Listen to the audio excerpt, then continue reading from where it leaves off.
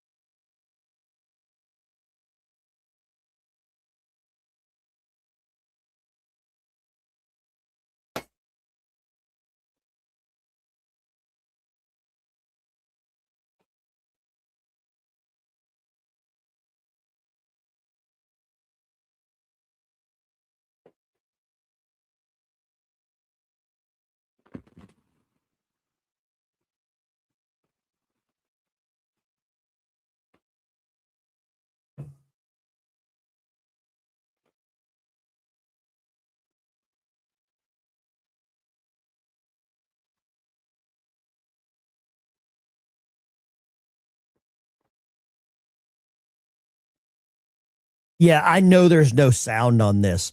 It's all just loud noise. It's all just loud noise is all that is.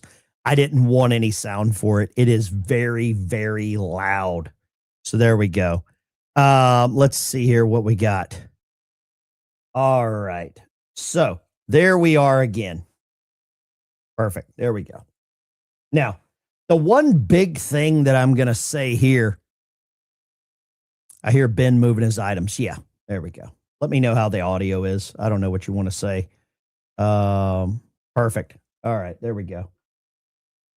Let's go here real quick. Brave. Yeah, perfect. Okay, cool. There we go. And there we go. Perfect. Now, the other thing I would like to show you is some more information that's coming out right now. And this is Secretary Marco Rubio talking about what his plans are, what I would say, for Afghanistan.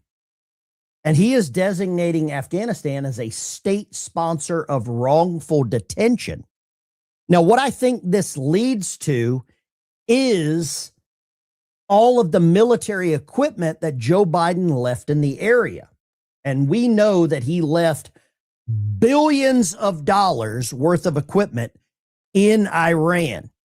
Or sorry, Afghanistan. All these countries run together. They're just basically horrible assholes. And you see here, $8 billion worth of our weapons. I don't know if we could ever go back and get those weapons because I believe that those weapons have probably been sold. That's kind of what I think has happened. And some of those weapons could very well be on the battlefield in Iran, which is sad, but it's probably the damn truth. That is a real, what I would say, reality that we could be fighting against our own equipment. That's scary, but that is a reality of what could happen.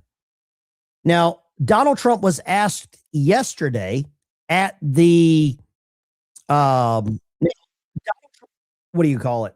Press conference that he gave at Doral, and he was asked about sleeper cells. And the sleeper cells are going to be a problem. And I believe that some of them may have already been activated. We see here, will we see sleeper cells activated on U.S. soil?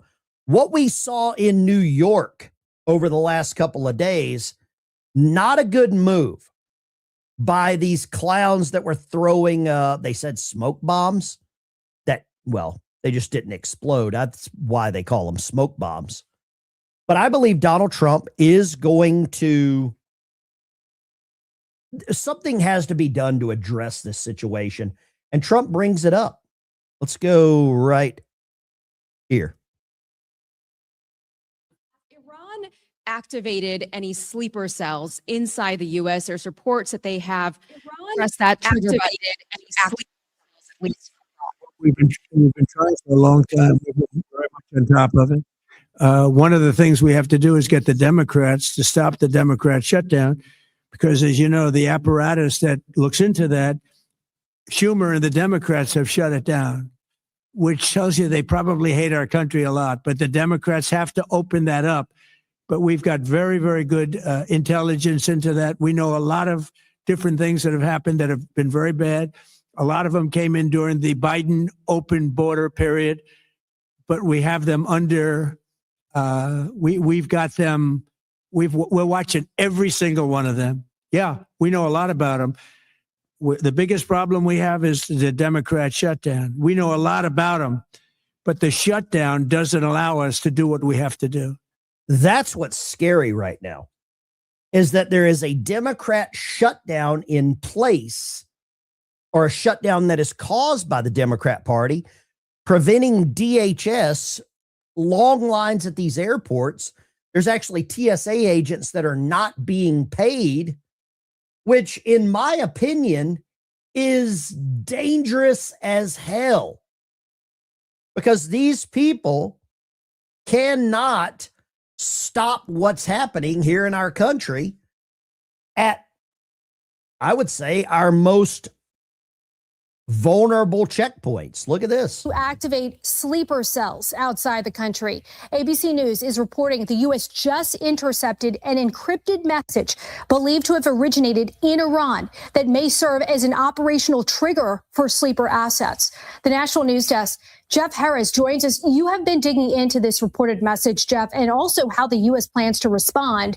What else are you learning? So ABC News is reporting that the coded signal was sent after the death of Iranian Supreme Leader Ali Khamenei just about 10 days ago on February 28th. The message appearing to hold instructions for, quote, covert operatives or sleeper assets.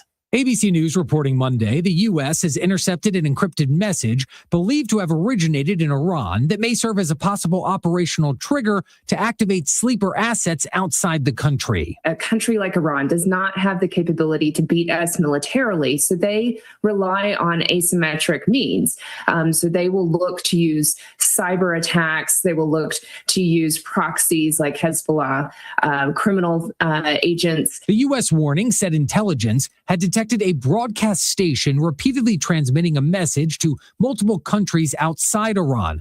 The alert reading in part, quote, while the exact contents of these transmissions cannot currently be determined, the sudden appearance of a new station with international rebroadcast characteristics warrants heightened situational awareness. A former FBI special agent issuing a warning just last week that this may happen. If ever there's going to have a Hezbollah cell or a Hamas cell act in the United States in a violent way, it's now, because they're back. It would be now. And I'm going to tell you right now, this is just my opinion. If it were to happen, I believe the Democrat Party as a whole would support it. I absolutely believe that the Democrat Party would make I believe they would make the case for supporting this. They support criminals. They supported Maduro. They had a vigil for Ayatollah Khomeini. They don't want Kilmar Abrego Garcia to be deported. They wear shirts with George Floyd, Hugo Cesar Chavez. It is absolutely insane the amount of people that would absolutely do this. And I'd love to know, I'm sure you have family members that would. Backs against the wall. A sleeper cell is a covert group of operatives who infiltrate a targeted community and remain inactive for an extended period of time. Blending into society to avoid detection, they wait for a specific signal or event to carry out a mission. While speaking in Florida Monday, President Trump being asked directly about these reported sleeper cells, specifically if Iran has activated any inside the United States. They've been trying for a long They've been trying for a long time. We heard Trump say that there. I want to go to a different report here. This is News Nation. Great channel. Let me skip a little bit ahead of their music here. Rages on. Law enforcement leaders in America are sounding the alarm on sleeper cells that could be in the United States. So is there a true threat to the homeland? Take a listen in this week's Bradley on the Border. And we've gotten a couple of different documents. One is kind of a daily briefing that the BIC is sending out to some special agents if they're in intel or whatever it might be. But it's kind of just breaking down what's going on in Iran, whether it's, mass. Iran would love nothing more than to cause some chaos here. They're already inciting division across the United States. I believe this is paid for by China. I believe that the cartels, I've had multiple conversations.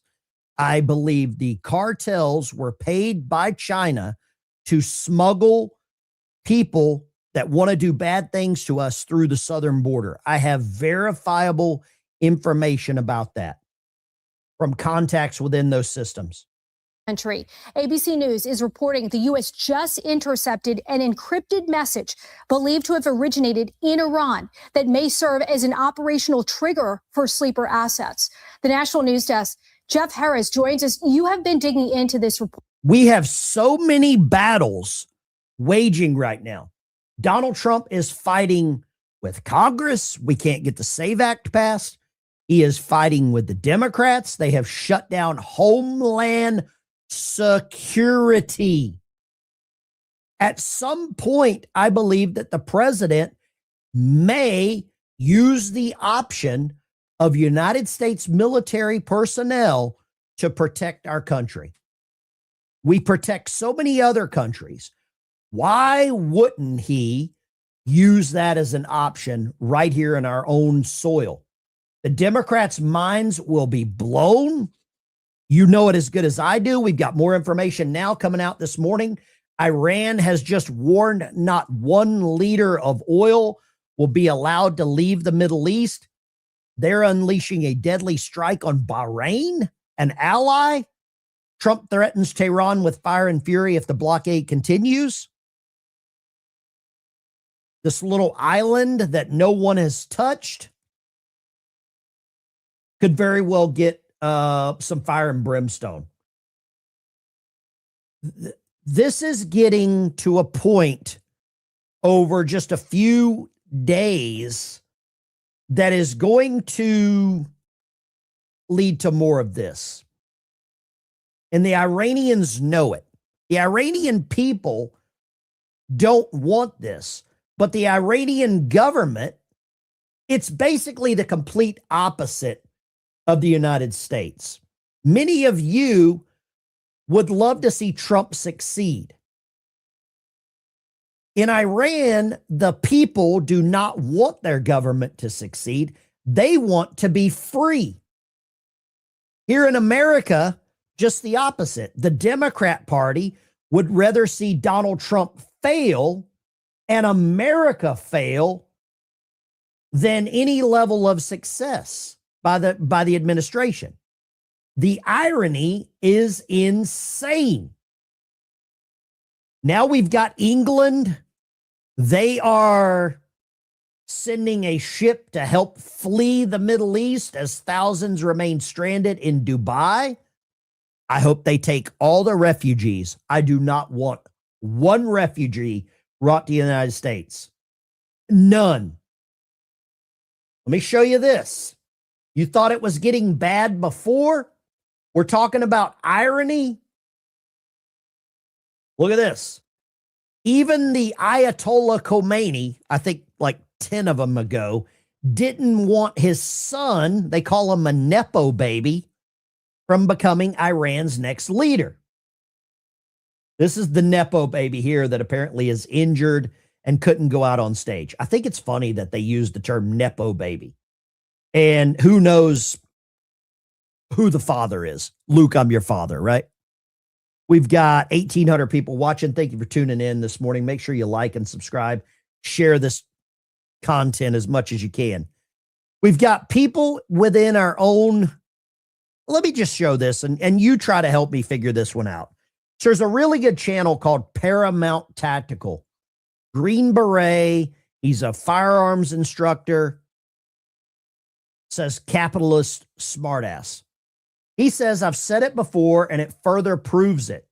Ryan Matta, I had Ryan on my show whenever he was promoting his movie about all of the horrible transportation of children across the border.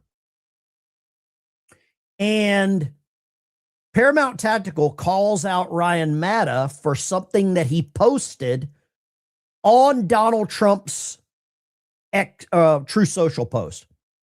Ryan Matta says, I hope they blow your ships out of the water. Does that sound anything like what anyone in the United States should say about the United States Navy or people working for the United States Navy? I just can't figure out why someone's hatred, Ryan, and I would consider Ryan a friend. We were aligned on a lot of things. But his hatred for Trump, the Trump derangement syndrome, has overtaken any level of common sense when you say you want members of the United States Navy to be blown out of the water because of your hatred for Trump? How many of you have family members like that? How many of you have people that you know that would rather see America fail, would rather see men and women in uniform die than the president to succeed?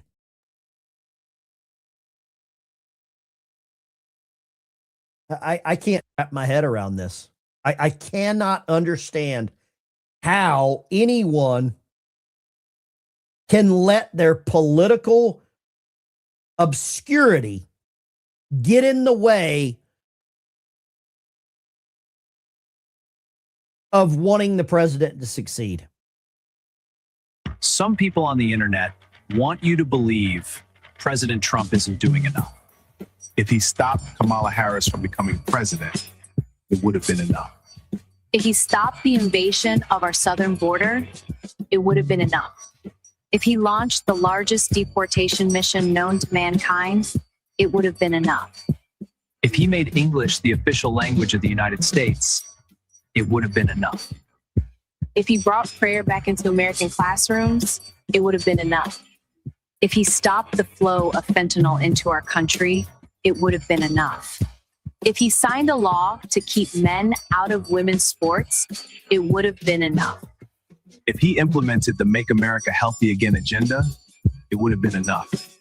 If he de-escalated 8 conflicts across the world, it would have been enough. If he flattened Biden's inflation, it would have been enough. If he brought the price of gas below $3, it would have been enough. If he brought the murder rate to its lowest levels in 125 years, it would have been enough. The thing is, he's only just getting started. What are you thankful for? This has been a public service announcement. Dilly meme team. Has Trump done enough?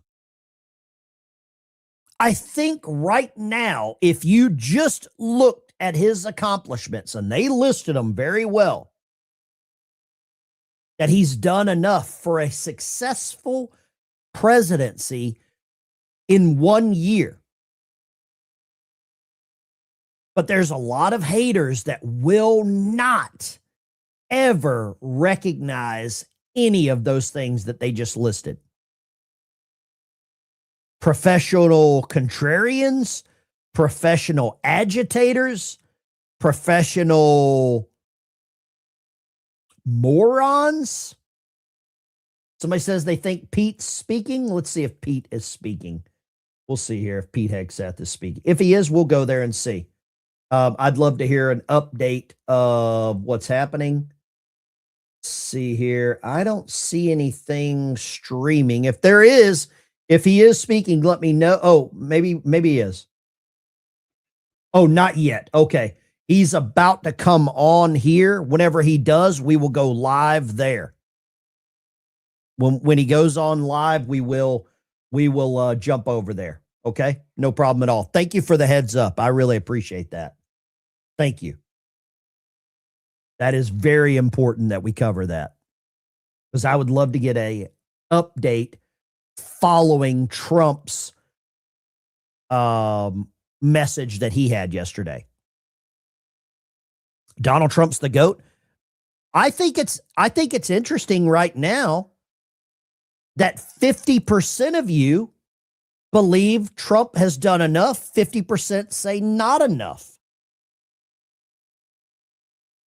Let me ask you this. For the people that are saying not enough, what else could he do? Let me ask you this. For the people that are saying not enough, what did Joe Biden do that would compare to Donald Trump's first 12 months? He goes in January. This is March. Tell me that. What else would he do to get your contrarian approval. What else would make that a mark of success for you? Some people will never be satisfied. I see it in the chat 24/7. I'm not tired of winning either. Don't think I'm tired of winning. But for the people that are voting no, feel free in the chat to give me a somewhat coherent answer that shows that you know how to breathe through your nose.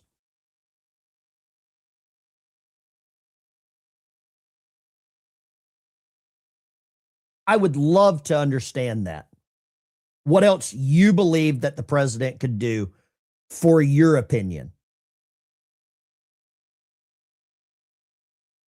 I believe he's put enough pressure on various people to really make some change. I want to play a clip here for you real quick before we get into the press conference. I skipped ahead to about the 42nd mark on this same interview. And I believe that Tucker Carlson is testing God. I firmly believe he is testing God, and he's trying to say that Donald Trump is forcing prophecy. The end of history, Armageddon, the end of time, the return of the Messiah, however you want to describe it. But both groups believe that history is linear. It began in one place and arrives at another with the return of God to earth. And then history ends and we are redeemed or damned, depending. So that's the basic idea. And both of these groups seem under the impression that they can force God's hand, that they can bring this about through an act of will or violence, which is to say both groups believe on some level that they are God, which they are not. They're not in charge of history. He goes on to say that Donald Trump, and I won't bore you with the rhetoric that he spews and the lies that he spews because it's disgusting. But he goes on to say that Donald Trump is trying to incite a war in Iran to bring about biblical prophecy, and that by doing so, Trump believes that he can control the Bible, or that he can control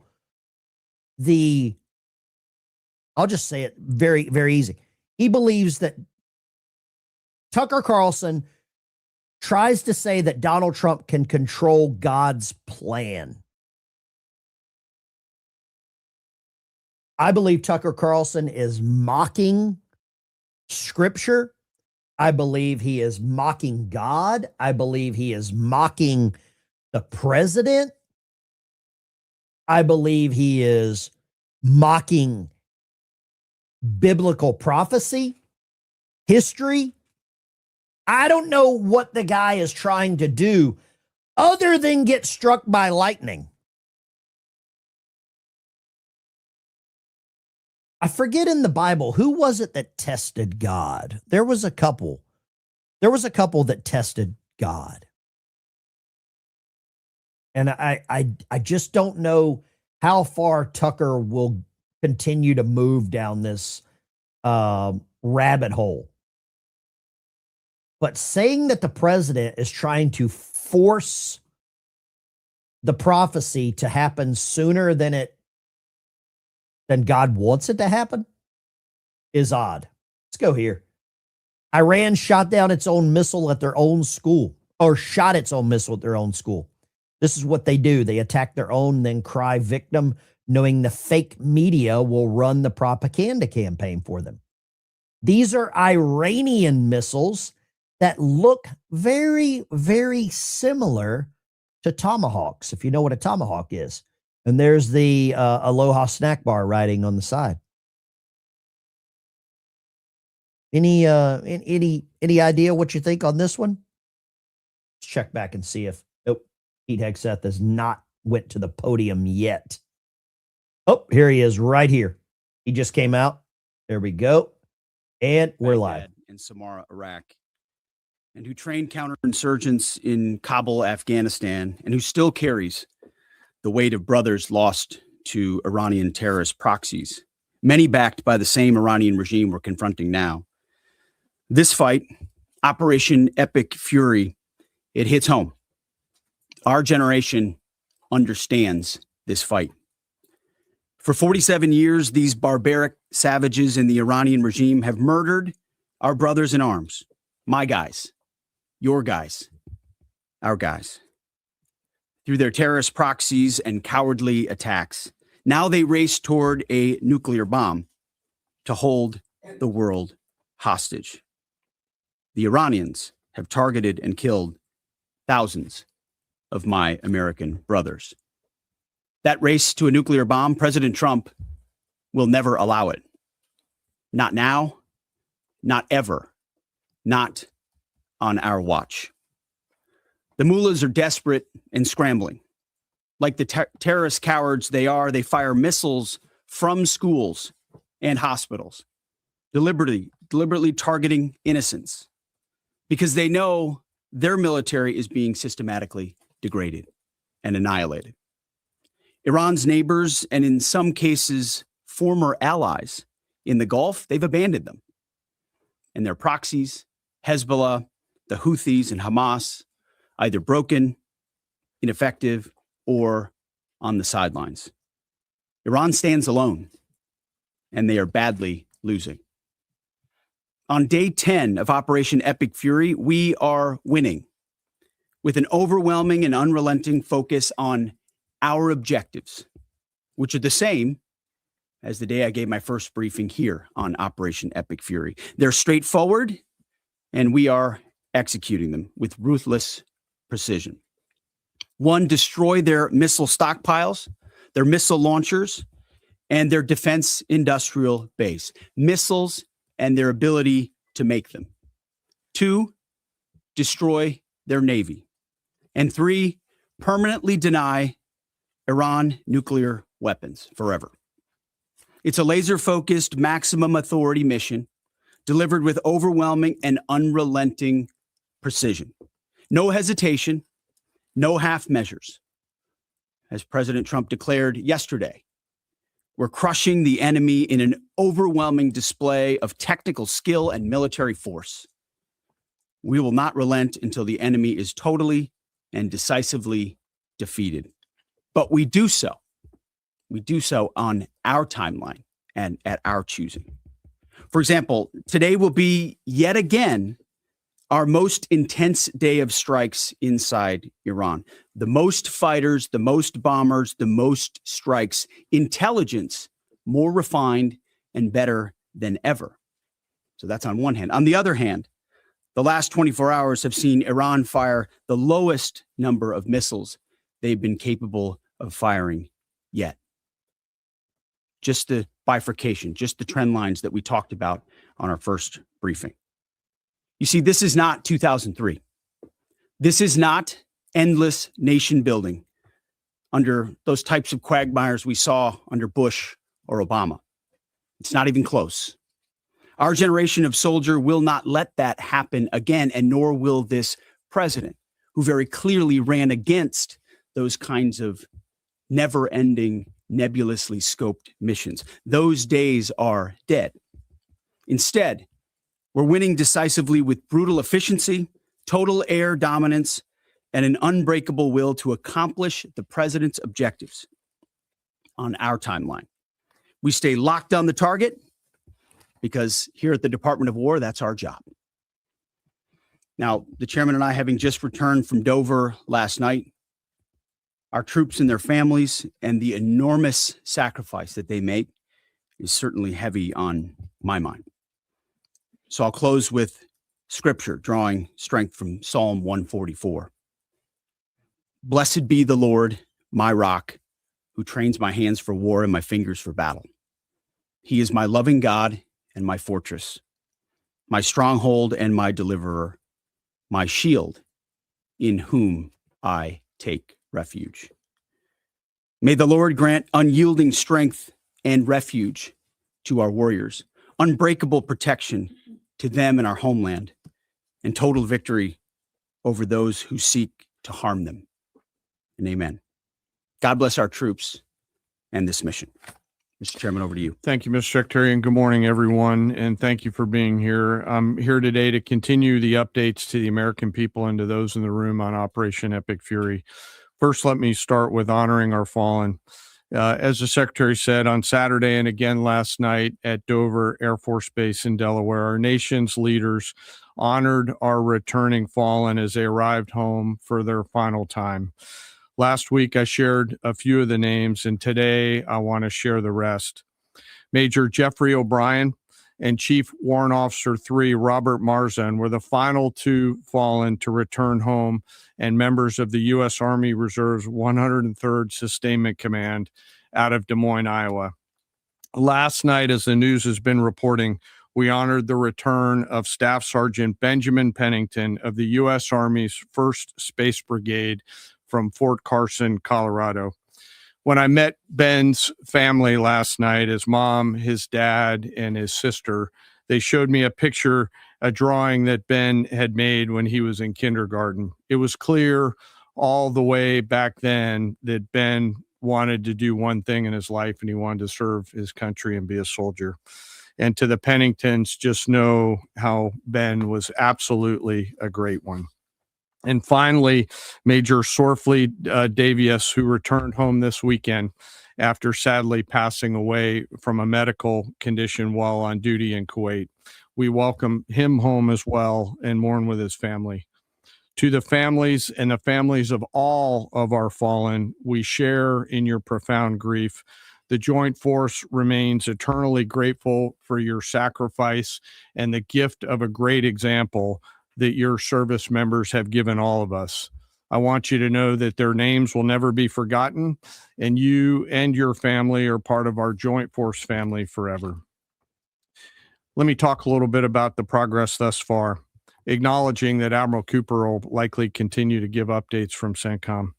As the Secretary said, we're in the 10th, moving into the 11th day of Operation Epic Fury.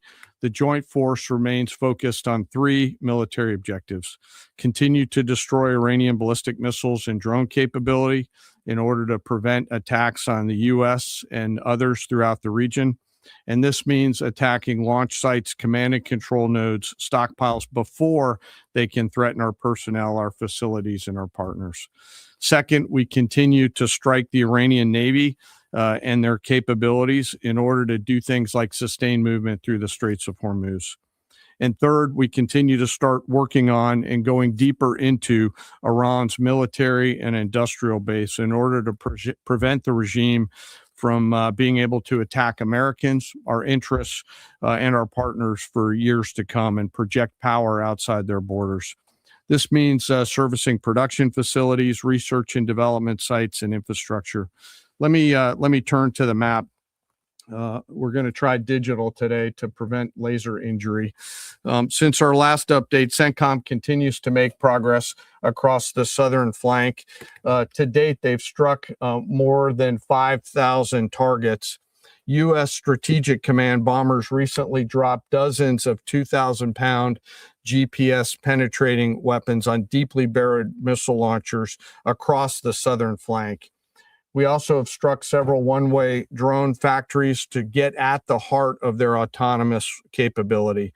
And of course, alongside our regional partners along the southern flank, continue to execute intercepts against one-way attack drones using fighters and attack helicopters. Our strikes mean we've made significant progress in reducing the number of missile and drone attacks out of Iran.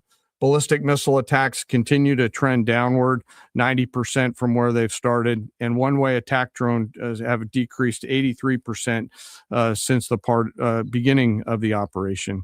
A testament to our air defenders and our air defense systems, and as I said, our partners in the region continue to do great work as well.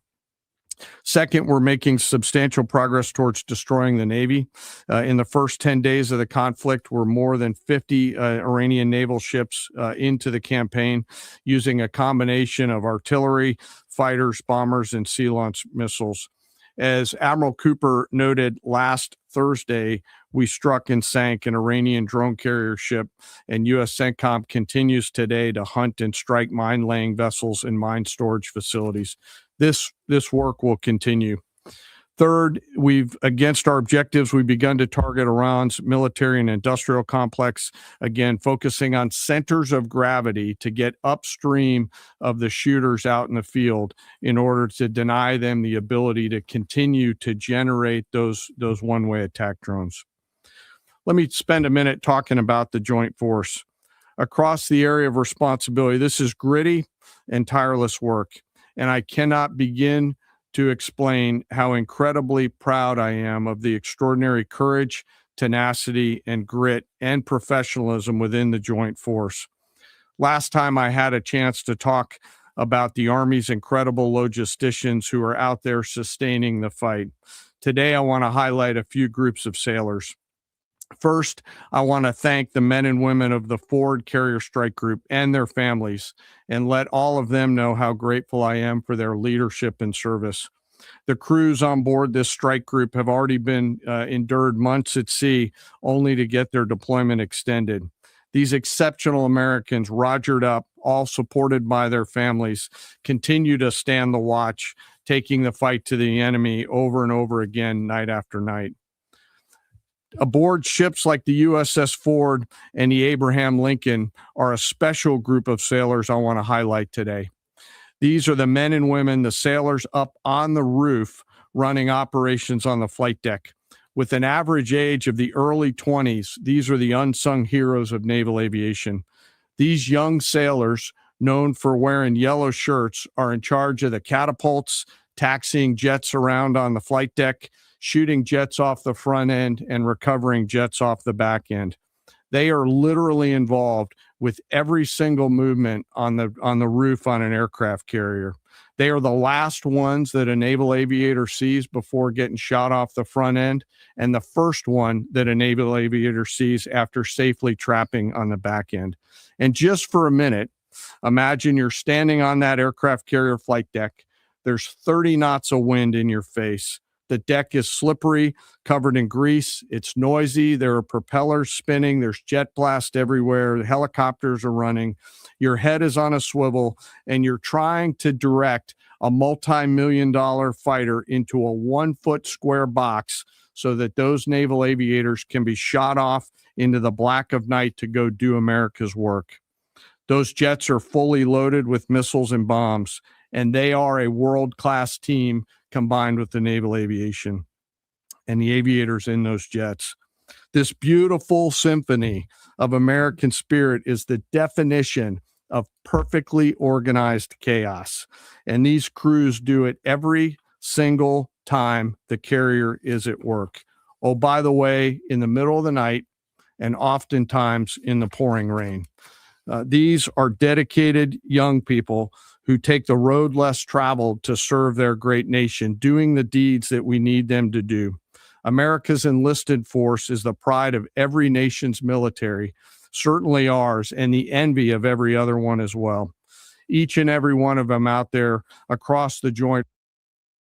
I am going to move along here. I believe that the Joint Chiefs of Staff Chairman here, General Raisin Kane, not Raisin Kane, is going to continue to congratulate and call out some various people, various organizations, various branches of the military that are being successful. We know they're being successful. And I really appreciate. And when is the last time? I don't even know if we ever saw a member of the Biden administration close out a speech with biblical scripture. I don't think we've saw that. I know that quite a few members of Biden's administration were probably sworn in on the Quran, including the New York City mayor. He was sworn in on the Quran, and I'm sure we've got some Quran readers in here. John the Marine served 2 years on the Nimitz. Congratulations, brother. Thank you for your service. Appreciate you. New York City Mayor Mamdani, host Columbia student arrested by ICE for Ramadan. That is not a, I like how they say Columbia student. This was Khalil, what was his name? What's his real name? I think it was Khalil. Here we go. Mahmoud Khalil. I can't believe they're eating with a fork here. I thought it was hands with the rice and bananas, right? But I think it's interesting that we have a Secretary of War closing out a speech with biblical scripture. We have the mayor of New York City celebrating Ramadan. The United States major. How quickly did people forget 25 years ago what happened in New York City?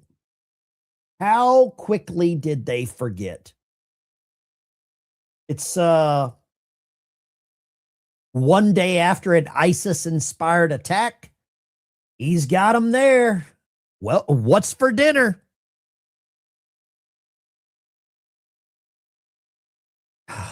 Boy, oh boy, oh boy. It really upsets me what we're seeing right now. We have the news media constantly lying to us. We have the Democrat Party now swooning for this guy, Graham Plattner.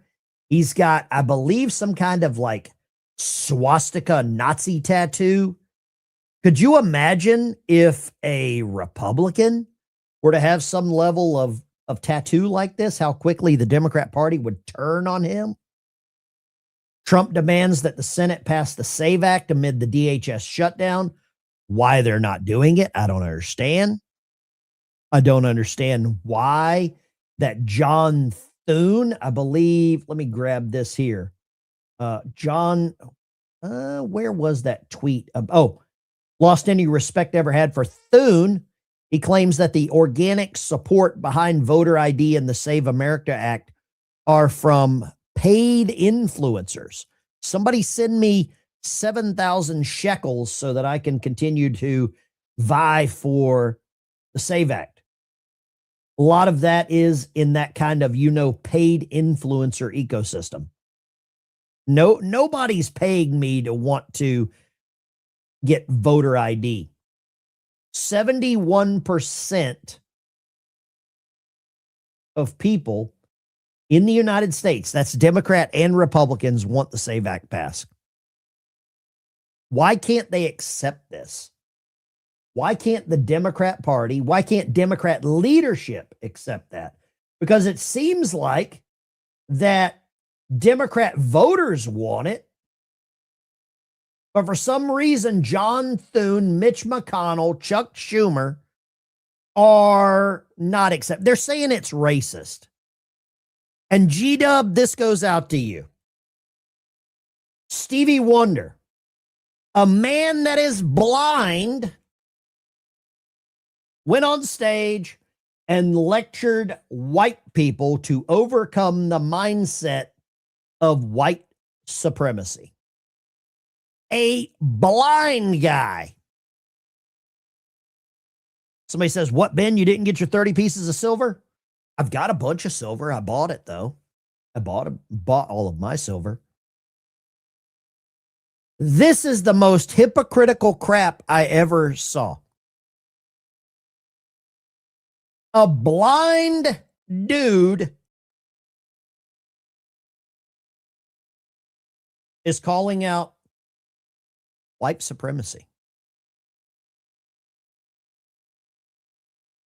I don't understand how we got here. You know what's really funny is Stevie Wonder only knows he's black because someone told him he was black.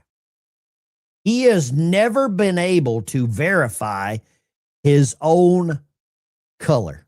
He was born blind.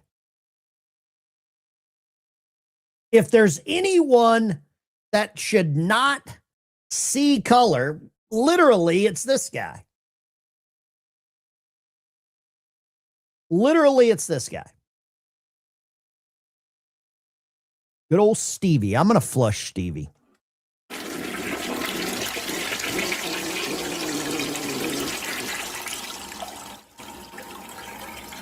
It's a disgusting display of what I would call a racist trope. It's pitiful. And the Democrats will use anyone and any disability they can to go after Trump, even a blind guy, even a freaking blind guy. Ben Dykes, you do know how we got here. The racial grifting has been strong for decades. It's losing its grip. I agree. Hey, Ben, they're asking Pete questions. If you want to go watch that, feel free. If you want to go watch that, feel free. I have a short time before I get out of here, before I go to work in the mornings. And, watching a press conference is good. A lot of people like watching it. And you go for it. I sat through death by PowerPoint for a long time when I was in the military, and I don't know if I can set through it again. We'll pull it back up here for a second and see what they're saying. For the perspective the president has pursued on this. Just because previous presidents and previous secretaries have decided to just pour more resources and more people in toward some unguided end state, doesn't mean that's the way the world needs to look today. In fact, the American people voted for a different approach. But what the president also stated from the beginning was Iran can't have a nuclear weapon. And it's one thing to say it. It's easy to say. Anybody can say that. I mean, Barack Obama said that. But to do something about it takes courage and resolve. But in that courage and in that resolve, you can also be very scoped in what you're trying to execute to ensure that the sacrifice of Americans, American treasure, American lives, all of those properly meet the objective that you're trying to accomplish. And certainly, as someone I talked out front about what the Iranians have done to our generation, yes, we're clear-eyed about it. But my job is to keep it scoped, given the directive of the president to accomplish the mission. Thank you for the question. Most of their higher end surface-to-air missile systems are not factors at this point in time. We're able to move around fighters that are moving deeper with relative impunity. Always some risk out there. I don't want to say that there isn't, and we'll always maintain and retain capability of doing search and rescue type of things. But I don't want to get into the details. But thank you for the question. Shelley. Thanks, Mr. Secretary. President Trump told our team on the ground early this morning that the thing that has surprised him the most during the course of this operation so far has been the Iranian regime attacking countries that are not attacking them. I'm curious if that surprised you as well. And General, curious if you were open to the possibility of escorting vessels through the Strait of Hormuz, and if you could describe some of the challenges of doing so. Big mistake by the Iranian regime to start targeting its neighbors right away, exposing who they are and what they're all about, indiscriminate targeting, flailing recklessly at the beginning. I can't say that we anticipated necessarily that's exactly how they would react, but we knew it was a possibility. And I think it was a demonstration of the desperation of that regime then and that regime now, that they still think their pathway out is to try to alienate their Arab partners even more, who've instead decided to come to us and have been willing to go on the offense, have been giving us access, spacing, and overflight in a new partnership that will continue to remake the region the way that President Trump did with the Abraham Accords. So you're pushing those countries in our direction to support this effort, further alienating Iran. And I think it's worth underscoring. I see in the media banners that say, war expanding or war spread. It's actually the opposite. It's actually quite contained, and more of those countries are coming on side, recognizing that you can't live under a conventional umbrella with nuclear ambitions with a radical regime like that. Again, properly scoping the objectives in the process. And then you want to talk about the strait? Sure. On the potential, if tasked to escort, we'll look at the range of options to set the military conditions to be able to do that. And then, like we always do with every potential mission, come to the Secretary and the President with both what are the resources required, what is the command and control required, and what are the risks, and how do we mitigate those risks. So we're looking at a range of options there, and we'll figure out how to solve problems as they come to us. But I would reiterate also to add to what the chairman said, the truth the president posted last night about that, saying if Iran does anything to stop the flow of oil within the Strait of Hormuz, they will be hit by the United States of America 20 times harder than they have been hit thus far. He goes on to say, death, fire, and fury will rain upon them. You've seen the truth and read it, but he takes very seriously the condition of that straits. We have capabilities that no other nation on earth has, and we're certainly working with our energy partners across the administration to control for that. That's part of that scoping of this. The world needs to understand this doesn't have, this isn't intended to be, nor is it something that will expand. We know exactly what we're attempting to achieve here, scoped properly, and the American people can count on that for sure. Thank you so much, Secretary Hegseth. President Trump has long said that he wants to minimize the loss of life in war, which wherever it occurs in whatever country, which so many people obviously appreciate. Can you detail the specific measures the Pentagon is taking to minimize civilian casualties and strikes inside Iran? And secondarily, is the Pentagon prioritizing replenishment of precision-guided munitions, long-range strike weapons, or air defense interceptors? And can you share any details on which systems are being prioritized?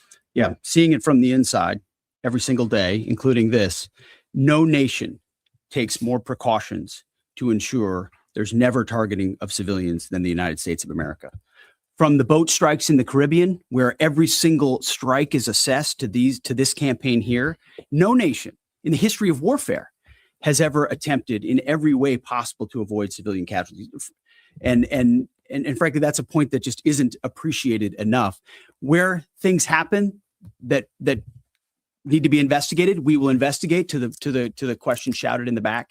That it's not open source is not the place to determine what did or did not happen. We take things very, very seriously and investigate them thoroughly, which takes time, and which is why it does take time.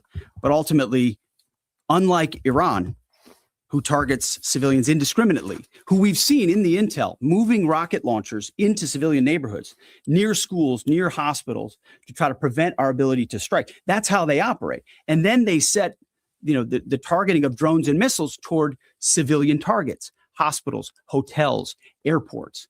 CENTCOM's been very good about putting that information out. That's how terrorist regimes fight. They target civilians. We do not. And I can tell you this administration and this Pentagon focuses on that very, very closely. Go ahead. You will hold someone accountable if it turns out that Sir, this morning the Iranian government is saying a lot. They continue to say they're prepared for a long war. If that's the case, what could you tell the American people as far as the steps the Department of War is taking to make sure our troops have the protection and the resources they need as the mission continues? I think there's one thing I can sleep quietly at night knowing is that we're giving every resource humanly possible to our troops on the front lines to ensure they're protected. In fact, as I said in that first press briefing, even before we set the offense, we set the defense. We made sure we had the ability to defend, and then we moved as many Americans off the bases and into other places as possible. So as this progresses, the chairman, or the question was asked to the chairman about how the enemy adapts. Well, of course, we adapt too in real time, and to watch our warriors iterate on air defense and interdiction on drones and missiles and how we get after it. It's incredible how they refine the tactics, bring in new assets to find different ways of getting at emerging technologies. So that is one of the things we're laser focused on every day. Yes, we're going on offense more effectively than any country in human history, but we're also ensuring that in every way possible, we're defending the best Americans we have who wear our uniform, no doubt. Let's do one more. Thanks, Secretary Hegseth. The president has indicated that maybe the operation will wrap up sooner than he thought it was going to. What's the plan once the U.S. stops military action? Will the U.S. play a role in the aftermath, or will they leave Iran to sort it out? Ultimately, the aftermath is going to be in America's interests, our interests. We won't live under a nuclear blackmail scenario of conventional missiles that can target our people, which is why the objectives have been scoped from the beginning. Missiles, missile production, a defense industrial base, Navy, all in service of ensuring they don't have nuclear power projection capabilities. That's what matters to President Trump. That's what matters to the American people. And ultimately, that's why we're so laser focused on ensuring those objectives and those objectives alone are met. Thank you. I appreciate it. Thank you. All righty then. I love how some people get triggered with poll questions and some people Don't understand sarcasm. Ben, you gave ex-president syndrome with that poll. Love it. I used to work for Pete Hegseth. He is the most American, patriotic guy you'll ever believe. If you notice, I've got one of my sport coats. The inside of the sport coat, the lining is an American flag. And Pete has that same setup. And I actually copied him whenever I saw that. And a lot of people within our office where we used to work at, we did the exact same thing. And it is one hell of a way to troll people whenever you take off your jacket and Trump wants to send me $6K. They want my zip code. Oh yeah, that's got to be real, right? That's got to be real.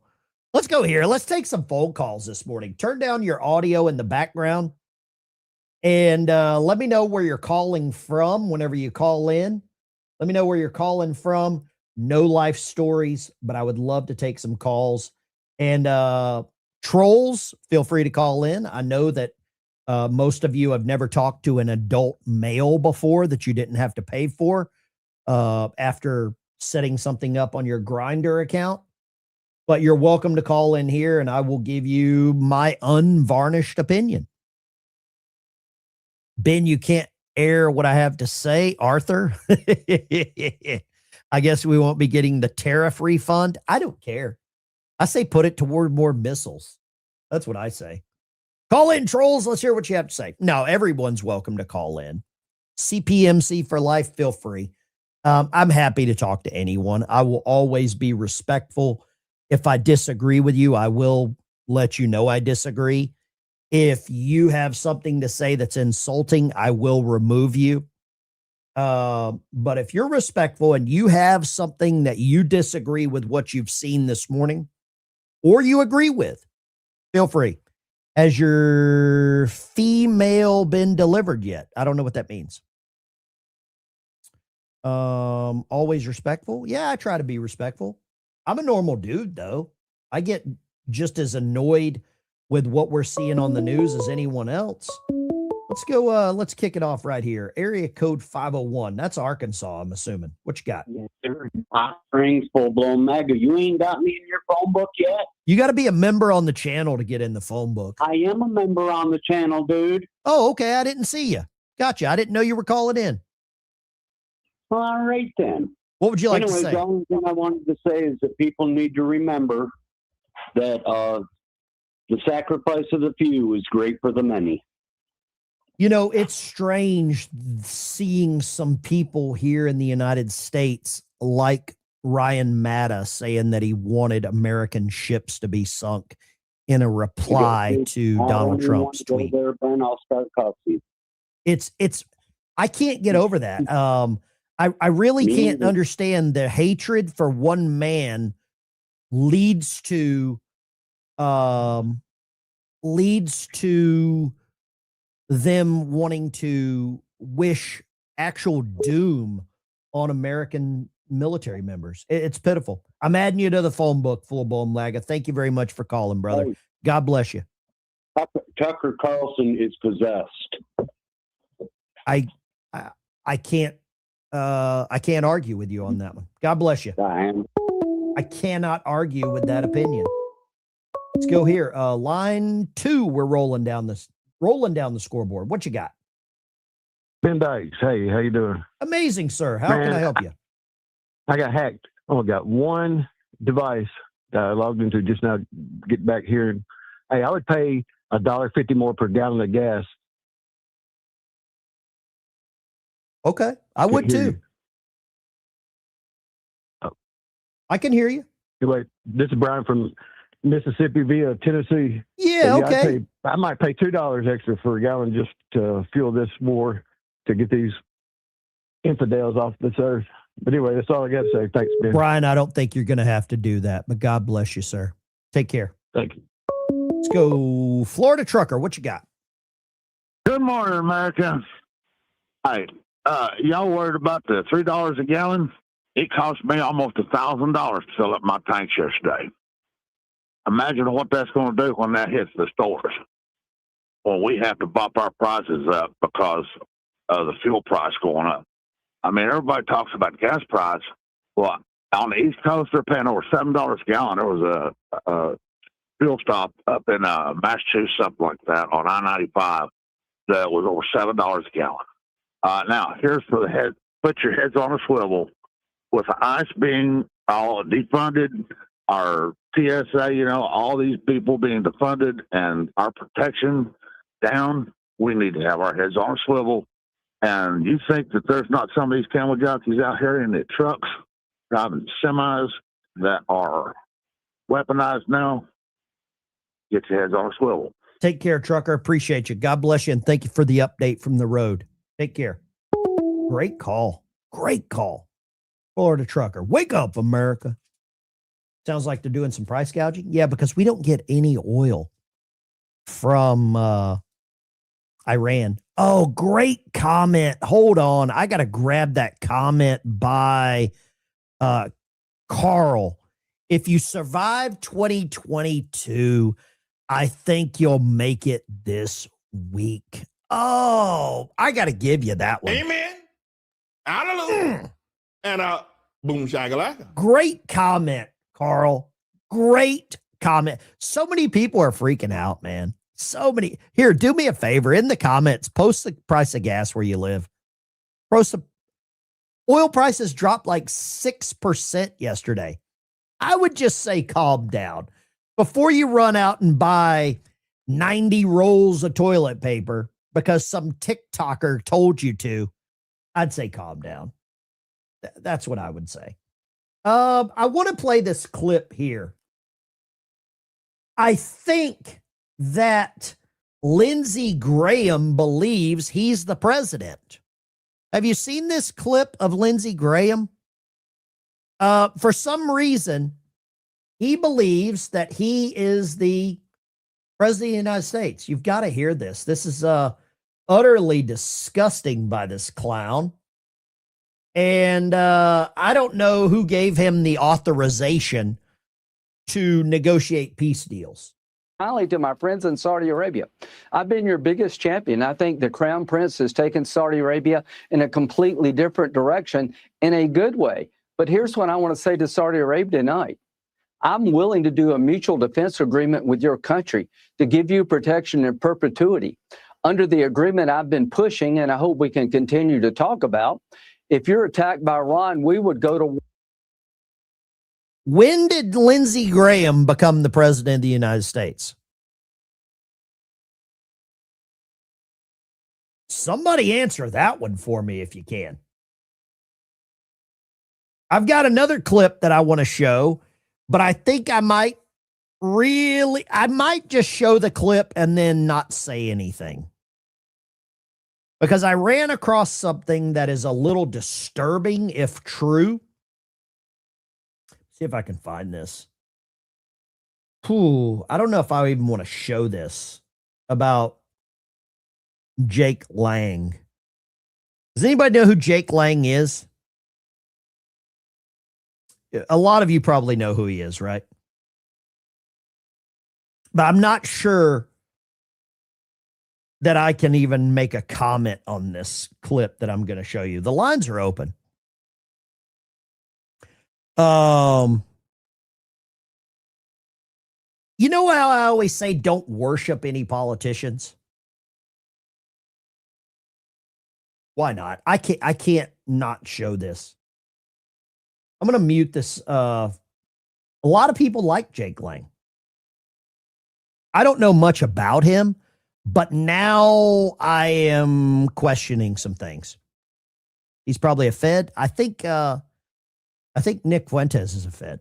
There's a lot of creeps and weirdos in politics, and let's welcome one of them right here, Jake Lang. So Jake Lang here ran in Senate for Florida, which he lost. And now he does these social media things where he does crusades as a Christian and basically does anti-Muslim stuff, anti-Islam stuff. So like, for example, he posts, things like this, where he says, we have no fear of pedophiles worshiping Muslims in Christ Jesus. But what Jake doesn't tell you is he was chatting up with my 15-year-old decoy. So they were talking about the march and how he wanted her to be at the march in Texas. And he said that I have too many DMs, text me, baby. So she sent her number. And let's see what he said on text. She says, how old are you, by the way? Said, I just turned 30, honey. What are you doing up so late, young lady? Then tells Jake, I might be too young for you. And he says, how old are you, baby? Unless you are under 18, I don't care. Then she says, I'm 15, LOLO. Now, keep in mind, at this point, what you should do is you should block the girl or just not talk to her. But let's see what Jake says next. He asks her, when do you turn 16? And she says, in 6 months. And then says, I won't get you in trouble if that's what you are worried about. And he likes that message. And then asks, what state do you live in? Question mark. I can't see you till you're 16. Jake, why would you be asking a 15-year-old when she's going to turn 16 and what state she's in? That sounds like, to me, you are trying to get with a 16-year-old if the age is consensual in that state and you're 30 years old. So I think it's kind of hypocritical to think you calling out Muslims and Islam, right, as a white Christian, saying that they are pedophiles and all these things, while you're messaging my 15-year-old decoy asking when she's going to turn 16, from what it seems like to me is like you want her to be 16 so you can.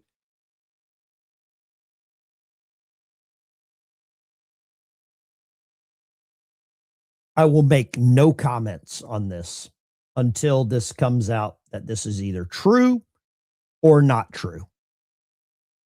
But I just put a poll up. Is it okay to text a 15-year-old decoy account? 93% say no. 7% say yes. 7% of you are crazy.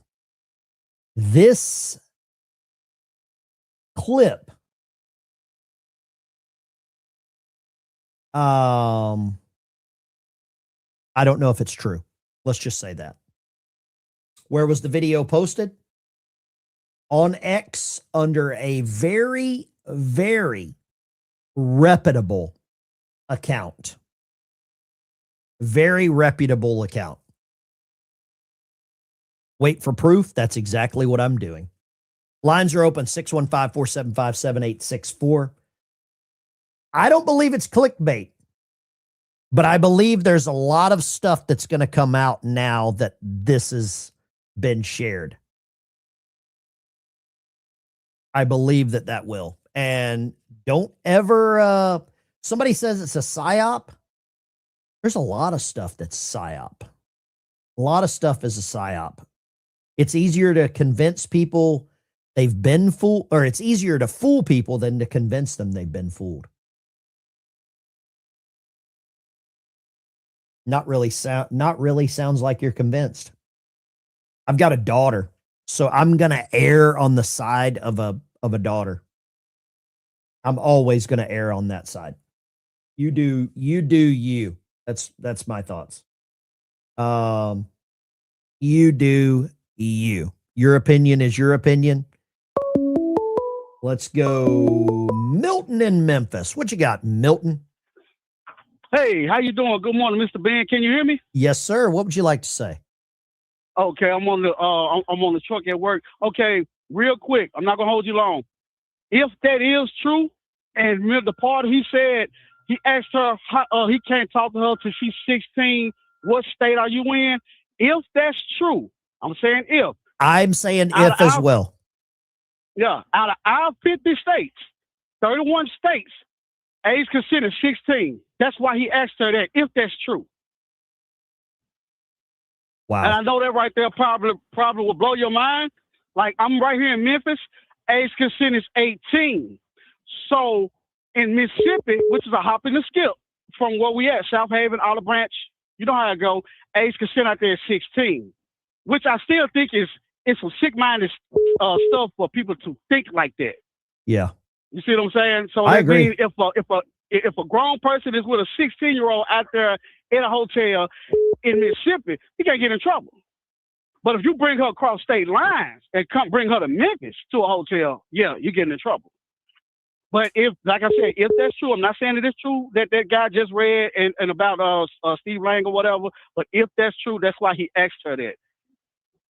Yeah. But yeah, that's all I wanted to say though, man. Great show. And Thank you so much, brother. I appreciate you. I want to thank you again for everything that you have done for me. Thank you so much. I appreciate you. You take care, brother. Okay. Be good. All right. Milton and Memphis. I didn't understand some of those. This stuff is getting verified. The screenshots by Grok appear to show what appear to be iMessage exchanges to a girl who states she's 15. He asked her age. She says he says he doesn't care if under 18, offers to keep it secret, plans to meet in Arizona once she's 16. No denial from him yet. I don't know if this is real, but I'll say this. There's a lot of traction online. Good buddy of mine, Sean Farish, he was just on the show the other day. The amount of people who fall for Jake's BS blows my mind. It's oh boy. When do you turn 16 is wild. Just asking that question is a little wild, huh? Yeah. Screenshots looked legit, consistent iMessage format. His profile is verified. Timestamps from February 2025. Where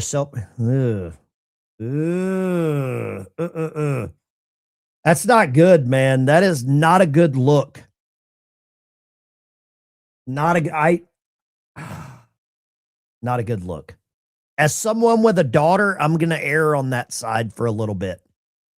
Memphis, this lady just put down a dude, shot him 14 times for messing with a 5-year-old.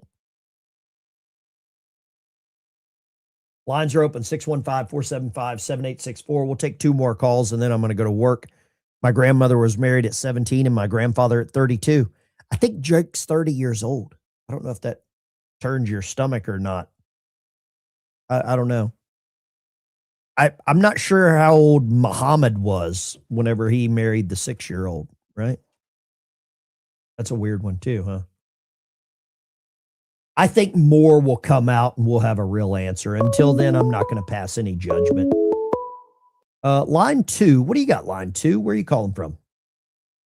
Hey, this is Shelby in Shamokin. Yes, ma'am. I think that guy should be castrated with acid poured on his genitals. If it's real, but it looks... If it's real. I'm just going to say this. We have had worse accusations with less proof about our president. Would you agree with that? Right. Yes. Yes. But, you know, when Grok is pretty much verifying it, yeah. Drag him out to a field, pour acid on his genitals, so it'd serve him right. Elon Musk has implemented a great verification system. I can't say it's always right because I'm not that technically inclined. But Grok, when you community note or verify or try to request that, it's pretty good. It's pretty good about that. The way that it verifies a lot of stuff. I want to say this. Awesome. I'm going to say this. I hope it's not true. Oh, absolutely. I hope it's not true either, but we know how many sickos there are out there, and nothing really surprises me anymore. Tina says Grok is not 100% correct. Tina, I don't know if anything is 100% correct. Thank you for calling. I appreciate you. God bless you. I hope it's not true.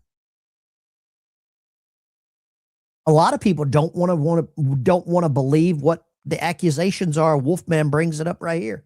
Lines are open. I'll take 2 more calls and then I got to bounce. Grok has been wrong? Yeah, of course it has. Wolfman looks like Jake Lang went. Matt Gaetz really, really disappointed a lot of people. Marjorie Taylor Greene destroyed a lot of people's hopes and thoughts. Trust. That's what I'll say.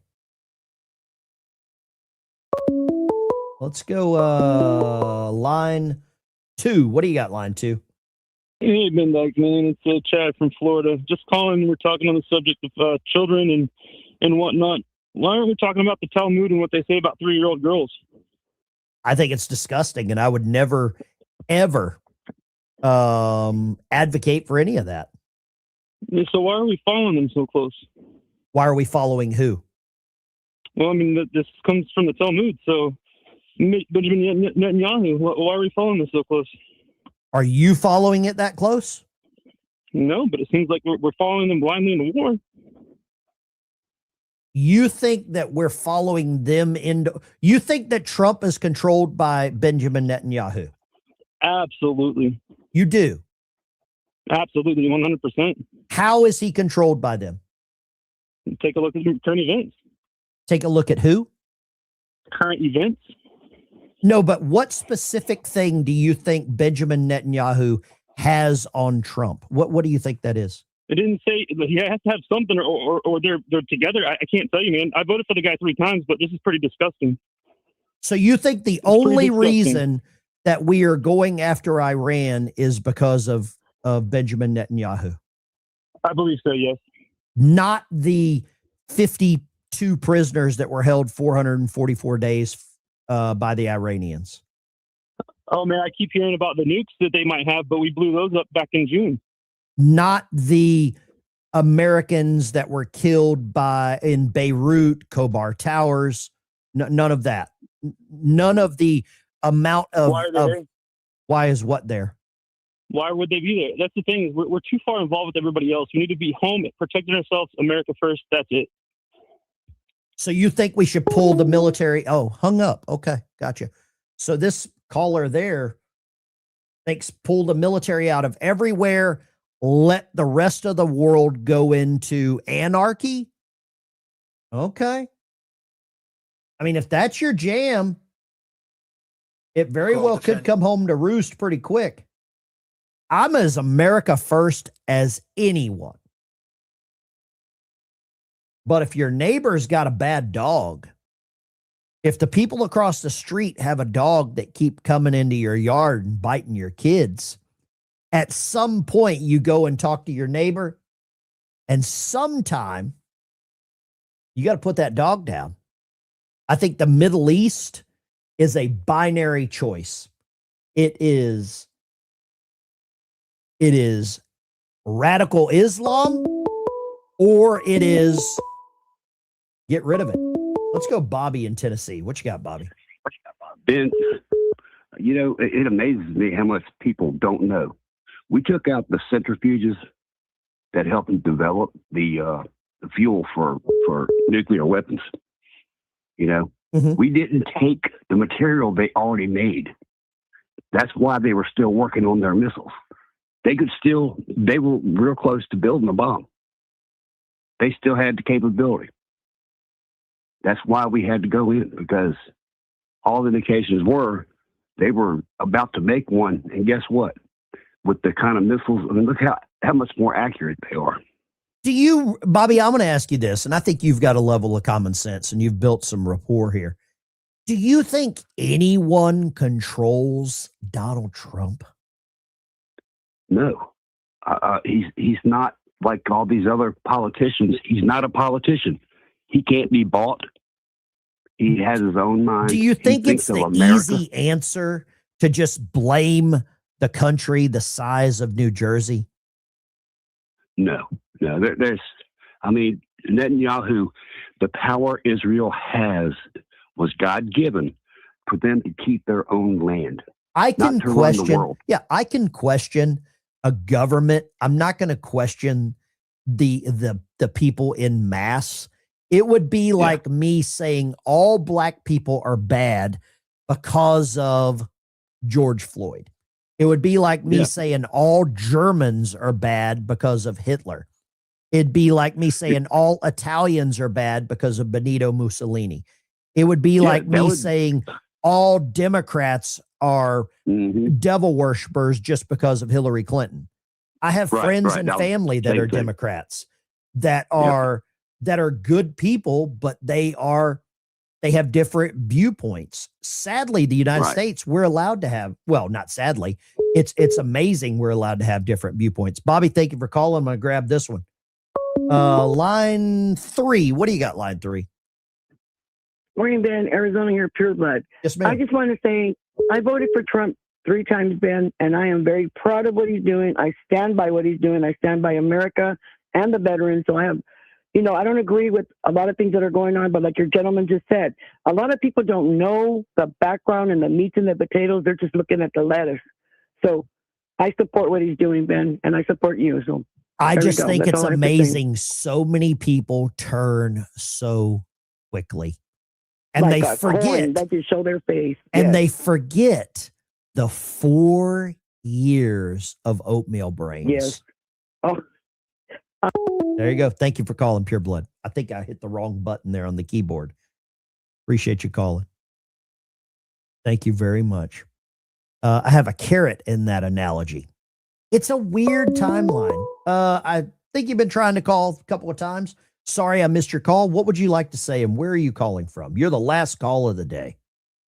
Hey, last call of the day. Hey, Ben, you're a great American. That's a thing that old Billy Cunningham out of Cincinnati used to say on his radio He show. did say that. I've listened to some Billy Cunningham like replays, and that guy was locked on. He pissed a lot of people off though because he was very truthful. I'm up here in Indiana, Ben. Just 40 minutes south of the Hamas-Michigan state line. Oh, gosh.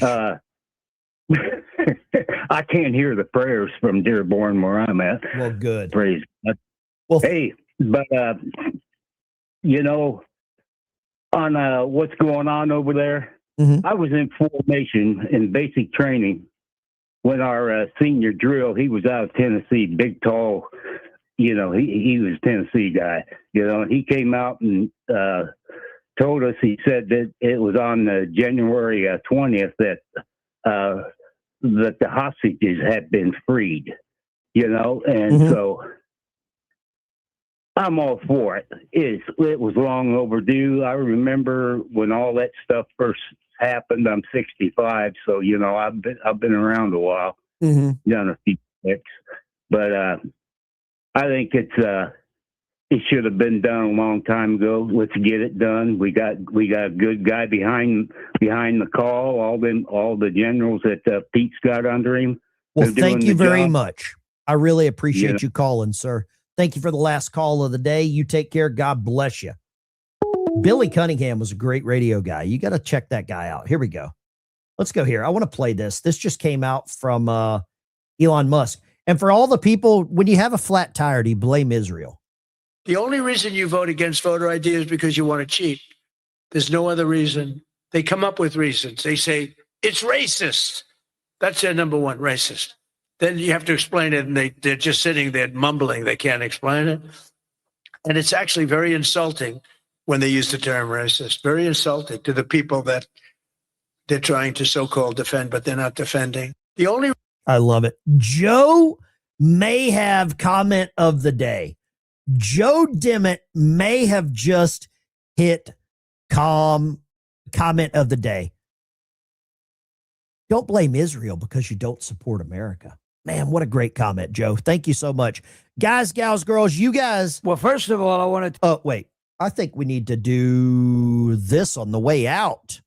I think we got to do this. Well, first of all, I want to tell you, Boom, we could do Boom Shakalaka. We love the Boom Shakalaka, Nobody booms and shakalakas as much as I do. I do it better than anybody. I invented it, believe it or not. A lot of people don't realize it. They say, sir, what are you doing? I said, I'm doing a Boom Shakalaka. And they say, sir, we've never seen anybody do it quite like you're doing it, but we're doing it very well. And I can say that.